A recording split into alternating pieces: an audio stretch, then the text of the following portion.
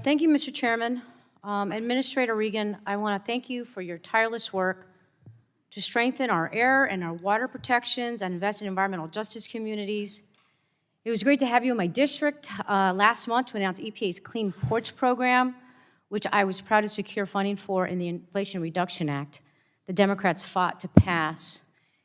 And I'm sorry you have to deal with questions about pages and things of that nature, because if I sat here and asked a member of Congress how many pages one of their bills was, they probably wouldn't know the answer to it. Or if I asked the member of Congress the meetings they took 6 months ago and with whom and where, I would probably have to get back to my staff. So I apologize you have to get gotcha questions and instead focus on the work that you're doing for the American people, which is so critical. And one of those is EPA and lead in aircrafts that I want to ask you about.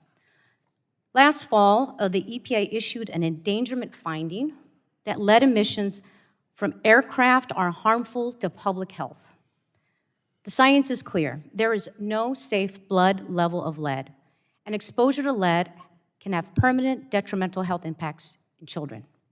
My constituents live near Long Beach Airport, suffer from this lead pollution, where planes emit almost 1,600 pounds of lead each year into neighborhoods.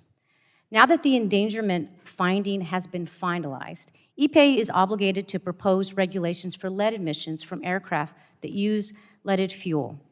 Can you tell us where the EPA is in the process, and what are your next steps to address leaded aviation fuel? Well, thank you for that question, and thank you for your leadership. Yes, because we have issued an endangerment finding, the Clean Air Act directs EPA to propose and promulgate standards.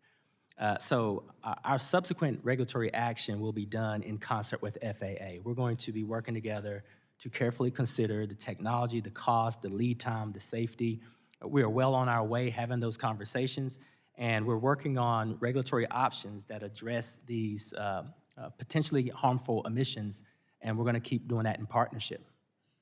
Great. When a rulemaking process is launched, I would respectfully ask the EPA to hold a public hearing in Long Beach, California, so my constituents can have an opportunity to give public comment, and certainly would love that engagement. Great. Mr. Administrator, moving on to my next question. The Inflation Reduction Act included $3 billion for the Environmental and Climate Justice Grant Program based off of my bill, the Climate Justice Grants Act. How have the initial grants from this program benefited environmental justice communities, and is EPA on track to award the remaining $2 billion in community change grants by the end of this year? Well, thank you for that, and yes, we are on track. As of last November, we launched our new Community Change Grants Program, which will invest $2 billion in activities that benefit disadvantaged communities. As you know, many of these communities have had solutions for decades, they just haven't had a seat at the table. This is a significant opportunity to do that. In December of 2023, we announced $600 million for 11 selected grant makers under the Environmental Justice Thriving Communities Grant Program. So we're ensuring that we're soliciting partnership with those who have been on the ground, who understand where these investments should go, and we're very confident that we're on track doing that. Great, thank you. There are 8 adopted California climate and clean air rules waiting on federal waivers from EPA. These rules include zero emission standards for tugboats, locomotives, and trucks. I know you've heard me already ask you privately, so publicly, will EPA prioritize the review of these waivers? We absolutely will. We've been working with CARB. They are 8 waivers. They are very ambitious waivers, and so we want to give the correct technical evaluation to them.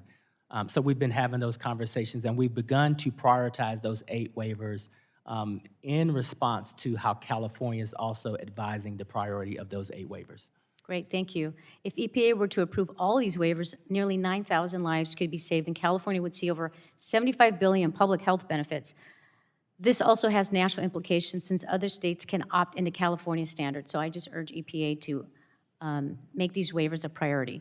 For my next and last question, for the President's proposed fiscal year 2025 budget, there is a significant requested increase for EPA's civil rights program, which enforces compliance with civil rights laws to address environmental injustice in communities. Can you provide greater detail on how EPA plans to use these additional funds to address environmental and public health disparities? Absolutely. We are responding to an unprecedented volume of civil rights complaints filed with the agency.